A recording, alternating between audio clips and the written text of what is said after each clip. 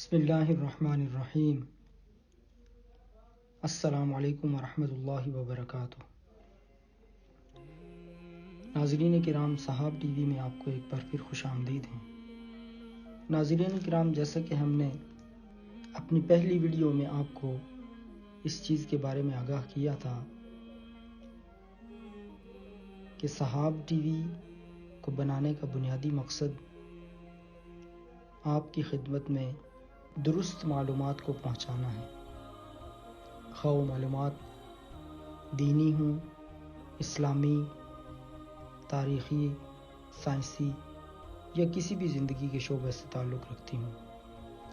آج ہم اللہ تبارک و تعالیٰ کے فضل سے ایسے سلسلے کا آغاز کرنے جا رہے ہیں جس کا موضوع تہذیب سے متعلق ہے۔ ناظرین کرام، تہذیب کے لیے ہمارے ہاں بہت سے الفاظ مروج ہیں، یعنی ثقافت، تمدن، تہذیب، کلچر ہم معنی یا مترادف الفاظ کے طور پر استعمال ہوتے ہیں۔ ثقافت کا جو لغوی یا بنیادی معنی ہے وہ ہے دانا یا ہوشیار۔ اسی سے لفظ ثقیف ہے، اسے بھی دانا یا عقل مند کو ثقیف کہا جاتا ہے۔ تمدن، اس سے مراد آبادکاری ہے، جس سے لفظ عربی زبان کا لفظ مدینہ، یہ بھی تمدن سے نکلا ہے۔ مدینہ کا مطلب ہے شہر۔ تو یوں تمدن کا جو لفظ ہے اس کا تعلق عمارات، باغات یعنی انفراسٹرکچر سے ہے۔ تیسرا لفظ کلچر۔ کلچر کا جو لغوی معنی ہے وہ ہے ہل چلانا، تربیت دینا، پالنا۔ کسی کھیت میں ہل چلا کر اسے نرم کرنا، اس میں کھاد ڈالنا اور بیکار جڑی بوٹیوں کو اکھاڑنا، یہ ایگریکلچر کہلاتا ہے۔ ناظرین کرام، تہذیب یہ دل سے جنم لیتی ہے۔ دل کو ایک کھیت سمجھے، جسے نرم کرنا، حسد، نفرت، بغض، کینہ، عداوت، دشمنی، اس طرح کی خاردار اور بیکار جاڑیوں سے اس کو پاک کرنا، انسانی محبت اور دیگر جذبات صالحہ کا اس میں بیج بونا، قرآنی تعلیمات سے اس کی آبیاری کرنا اور شیطانی ترغیبات سے اس کا بچاؤ کرنا، یہ گویا ایک اسلامی کلچر کی تعریف ہو سکتی ہے۔ کچھ محققین نے کلچر کو انداز زندگی کے طور پر بھی بیان کیا ہے، جو کسی خاص مقام یا کسی خاص شہر کے قوم کے افراد کسی خاص مقام پر جمع ہو کر کچھ عادات کو، اطوار کو اپناتے ہیں، انہیں بھی کلچر کا نام دیا جاتا ہے۔ ٹی ایس ایلیٹ نے لکھا ڈیفینیشن آف کلچر میں کہ ہم یہ کہتے ہیں کہ کلچر صرف ذہنی جلا، دانش اور امن نقطہ نگاہ کا نام ہے جو علم، مطالعے اور ایمان سے پیدا ہوتا ہے۔ اس کا عملی اظہار تہذیب ہے۔ ناظرین کرام، یہ بات یاد رکھنے کی ہے کہ کلچر صرف ذہن کا عمل ہے۔ تہذیب ذہنی تصورات اور بیرونی اعمال ہر دو کا مجموعہ ہے۔ ثقافت، جیسے کہ بیان کیا گیا، اس کا تعلق علوم و فنون سے ہے، آرٹس اور فائن آرٹس۔ تمدن کا تعلق عمارات و باغات سے ہے۔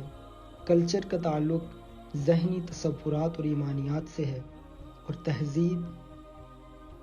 تہذیب ایک ایسی چیز ہے جو ان سب پر حاوی اور ان سب سے جامع شے ہے۔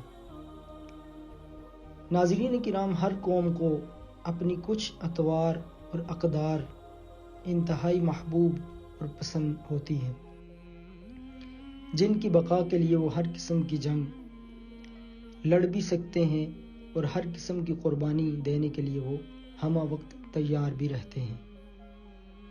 مثال کے طور پہ ہم نے وطن عزیز پاکستان کو کس بنیاد پر حاصل کیا؟ یہ وہ ہماری ایک الگ تہذیب تھی، ایک اسلامی سوچ اور فکر تھی، دو قومی نظریہ تھا، جس کی بنیاد پر ہم نے اپنے آباء و اجداد کو قربان کیا انہوں نے اپنی جانوں کے نذرانے پیش کیے، اپنے مال کو انہوں نے قربان کیا، اپنی اولاد کو قربان کیا، اپنی جائیدادوں کو قربان کیا۔ تو گویا تہذیب کی کچھ اقدار ایسی ہیں جن کے لیے انسان ہر قسم کی قربانی دینے کے لیے تیار ہو جاتا ہے۔ ہمارے ہاں ہم دیکھتے ہیں کہ خواتین کا احترام، عبادت گاہوں کی تعظیم، والدین کی عزت، عدل و انصاف، یہ گویا وہ چند موٹی اور چیدہ ایسی خصوصیات ہیں کہ جو مسلمانوں کو یا اسلامی معاشرے میں بہت ہی زیادہ ان کی اہمیت پر زور دیا جاتا ہے۔ اگر کسی قوم میں سے اس کی بنیادی یا اساسی قدریں ختم ہو جائیں یا ناپید ہو جائیں تو اس قوم میں باہمی عزت و احترام ختم ہو جاتا ہے، یعنی وہ قوم آپسی عزت کو چھوڑ دیتی ہے اور دوسروں سے مرعوب ہو جاتی ہے، یعنی دوسری قومیں اس پہ اپنے رعب اور دبدبے کو جما لیتی ہیں، اور پھر آخرکار اس قوم کی تہذیب مٹ جاتی ہے۔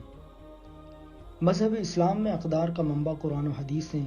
ان اقدار کا بنیادی مقصد انفرادی و اجتماعی اجلاپن، عالمگیر اخوت، علم کے ذریعے کائنات پر قابو پانا، زور عشق سے تلاش حق تعالی، تعمیر و تزیین عالم، رذائل اور بری خصلتوں کا قلع کما کرنا، ان سب خصوصیات سے مزین ایک ایسا معاشرہ تشکیل دینا ہے جو ایک مثالی معاشرہ ہو، جس میں ہر شخص خود کو قرآن و حدیث کا تو ماتحت جانے، لیکن معاشرتی طور پر وہ حدود اسلامی میں رہتے ہوئے ہر فکر و سوچ سے آزاد ہو کر زندگی گزارنے کا حق بھی رکھتا ہو۔ دین اسلام یا تاریخ اسلام میں مذہب اور تہذیب کا آپس میں چولی دامن کا ساتھ ہے۔ یہ دونوں ایک دوسرے کے لیے لازم و ملزوم ہیں، لیکن کیا دنیا میں ہر جگہ ایسا قانون پایا جاتا ہے؟ نہیں، بلکہ دنیا میں کتنے ہی ایسے با مذہب طبقات موجود ہیں جو آج کی دنیا بالخصوص مغربی دنیا کے نزدیک مہذب نہیں۔ اس کی مثال یہ ہے کہ ہم اگر اپنے ہی ملک میں دیہات میں رہنے والے اور پلنے والے افراد کو دیکھتے ہیں جو کہ ہمیں شہری افراد سے کئی درجہ بہتر اور اچھے مسلمان ملیں گے، لیکن ہمارا معاشرہ اور مغربی سوچ سے مرعوب افراد کے نزدیک وہ غیر مہذب شمار ہوں گے۔ لیکن اس کلیے کو جب ہم معکوس طور پر یعنی الٹے انداز میں دیکھتے ہیں تو ہم دیکھتے ہیں کہ ہمارا معاشرہ اور مغربی غلامی کا ذہن رکھنے والے افراد جن اقوام کو مہذب جانتے ہیں اور انہیں اپنی فکری رہنمائی کا تاج پہناتے ہیں، ان میں کافی ساری اقوام ایسی ہیں جن کا تعلق کسی بھی مذہب سے نہیں ہے۔ مثال کے طور پہ روس، چین، کینیڈا، امریکہ۔ ناظرین کرام، دنیا میں اس وقت تقریباً 96 ممالک ایسے ہیں جو سیکولر ہیں۔ ان میں یورپ سر فہرست ہے 33 ممالک کے ساتھ، اور افریقہ دوسرے نمبر پر ہے 27 ممالک کے ساتھ۔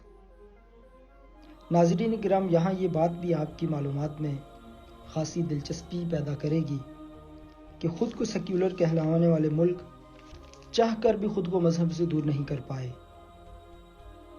اور اس کی مثال دیکھیے، امریکی قومی ترانے میں مذہبی تصورات اور مذہبی الفاظ آج بھی موجود ہیں، اور وہ بظاہر خود کو لا دین اور سیکولر کہنے والے افراد آج بھی جب امریکی قومی ترانہ پڑھا جاتا ہے تو اس میں یہ الفاظ وہ دہراتے ہیں: God is our trust۔ اسی طرح اگر آپ کو اتفاق ہو آپ امریکی کرنسی کو دیکھیں، امریکی کرنسی نوٹوں پر بھی اسی مفہوم کی عبارت تمام سیکولرز کا منہ چڑھاتی نظر آتی ہے، اور وہ عبارت کیا ہے؟ In God we trust۔ حتیٰ کہ فرانس جو کہ سیکولرزم میں سب سے لمبی تاریخ رکھتا ہے، اور فرانس کے آئین کے آرٹیکل 1 میں سیکولرزم ایک بنیادی تصور ہے جس میں کہا گیا ہے کہ فرانس ایک سیکولر ریاست ہے، لیکن اس کے باوجود اس نے ریاست کو چرچ کو حکومت میں شامل ہونے سے نہیں روکا۔ ناظرین کرام، جیسا کہ ہم نے آپ کی گوش گزار کیا کہ فرانس سیکولرزم یا لادینیت میں ایک لمبی تاریخی حیثیت رکھتا ہے۔ اس کا نعرہ ہے religion has no business in the state. لیکن آپ کو یہ سن کر حیرت ہوگی کہ فرانس کی ایک بڑی مرکزی شاہراہ پر کافی عرصے تک آسیہ ملعونہ کے لیے فری آسیا کا بل بورڈ آویزاں رہا۔ ہم نے آج کی اس مختصر سی ویڈیو میں آپ کے سامنے تہذیب کی تعریف پیش کرنے کی کوشش کی۔ ہم انشاءاللہ تبارک و تعالیٰ اس سلسلے کو آگے بڑھائیں گے اور آپ کو تہذیب عالم سے بھی آگاہی فراہم کریں گے، اور خاص طور پہ کہ جو کہ ہمارا بنیادی مقصد ہے وہ ہے تہذیب اسلام۔ اور انشاءاللہ تبارک و تعالیٰ ہمیں اللہ تبارک و تعالیٰ کی فضل و رحمت سے یہ امید ہے کہ ہم تاریخ اسلام کو مثبت انداز میں اور سچائی کے ساتھ حقائق کی بنیاد پر آپ کی خدمت میں جب پیش کریں گے تو یقیناً آپ کا ایمان اس سے تازہ ہوگا، اور ہم انشاءاللہ تبارک و تعالیٰ اللہ تبارک و تعالیٰ سے بھی یہ دعا کرتے ہیں کہ اللہ کریم ہمیں وہ عظمت رفتہ عطا فرمائے کہ جو ہم سے کھو چکی، اور اللہ کریم ہمیں سچا اور پکا مسلمان بننے کی توفیق عطا فرمائے۔ السلام علیکم ورحمۃ اللہ وبرکاتہ۔